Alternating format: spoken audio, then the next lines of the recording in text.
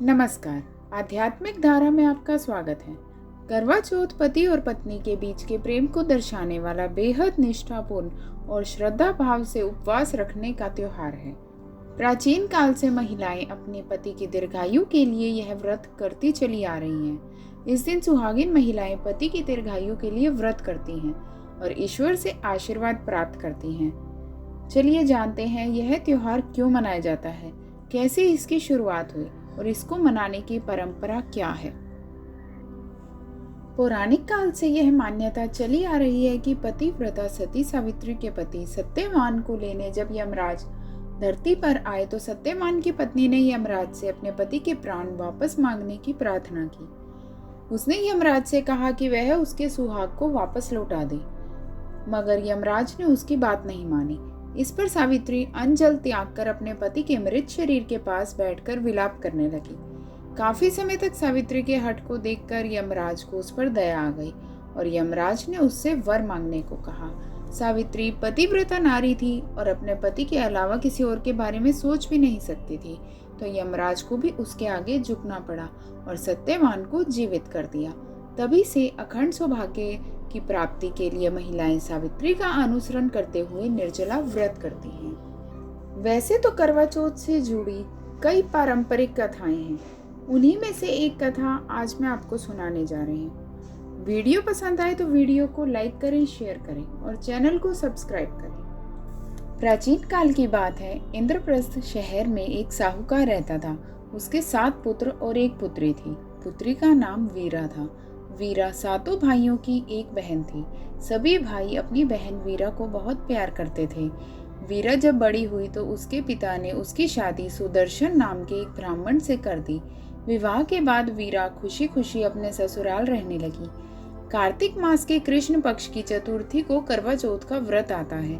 शादी के बाद वीरा का ये पहला करवा चौथ है और वह अपने मायके करवा चौथ का व्रत रखने के लिए आती है।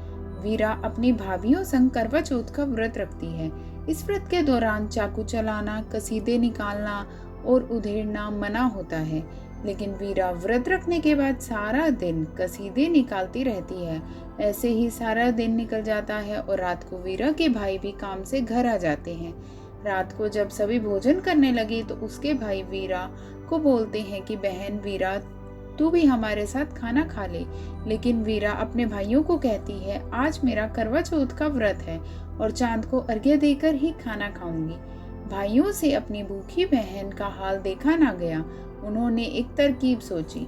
बाहर जाकर घास फूस इकट्ठा करके अग्नि जला दी और छलनी ले जाकर उसमें से प्रकाश दिखाते हुए उन्होंने बहन से कहा, बहन, चांद निकल आया है, अर्घ्य देकर भोजन कर लो। यह सुनकर उसने अपनी भाभियों से कहा, आओ तुम भी चंद्रमा को अर्घ्य दे दो। भाभियों ने कहा, ये तेरा चांद है, अभी हमारा चांद नहीं आया।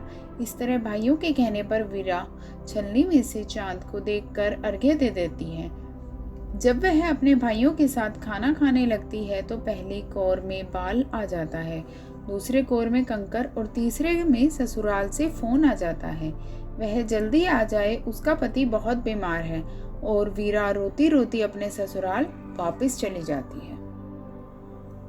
जब वीरा ससुराल पहुंचती है तो देखती है उसका पति पूरी तरह से सील पत्थर बना होता है।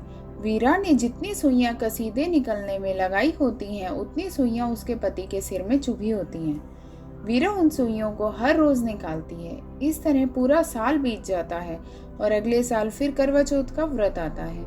वीरा फिर सभी रीति रिवाज के साथ व्रत रखती है। वे जब अपने पति का सिर गोदी में रखकर सुइयां निकाल रही होती है तब बाहर करवे बेचने वाला आता है। तब वीरा अपनी नौकरानी गोली को बोलती है, तुम इनका ध्यान रखना, और खुद बाहर करवे खरीदने चली जाती है। इतनी देर में जितनी बची सुइयां होती हैं गोली उसके सिर से निकाल देती है और इस तरह उसके पति को होश आ जाता है। वीरा का पति जो गोली होती है उसे रानी समझ बैठता है और रानी थी उसे गोली समझ लेता है। इस तरह जो रानी थी वो गोली बन गई और जो गोली थी वो रानी बन गई। राजा ठीक होकर खुशी खुशी गोली के साथ रहने लगता है।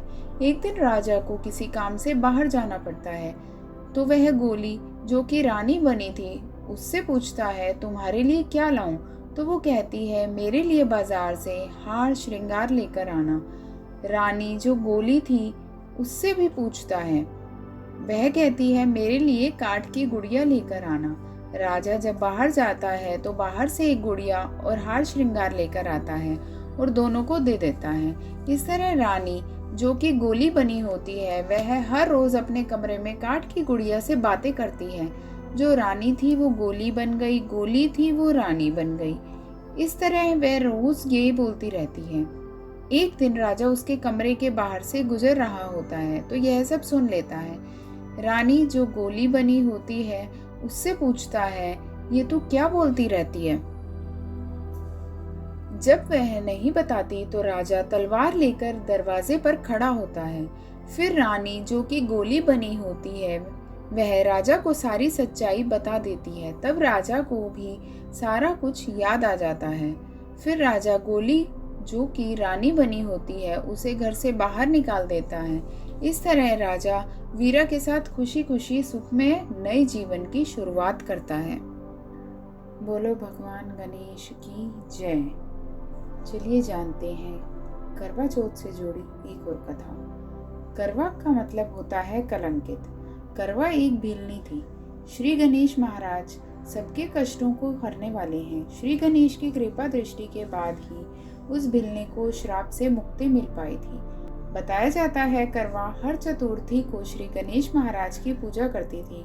उसने गणेश महाराज से विनम्र प्रार्थना करते हुए कहा कि मुझे ये श्राप कैसे लगा और कैसे इससे मुक्ति मिल पाएगी। श्री गणेश महाराज ने बताया कि व्रत करने के बाद अपने पति को पहले भोजन दिए बिना ही तूने भोजन कर लिया, इससे तुझे ये श्राप लगा है। इसी के चलते तेरा पति भी कुष्ठ रोग से पीड़ित है।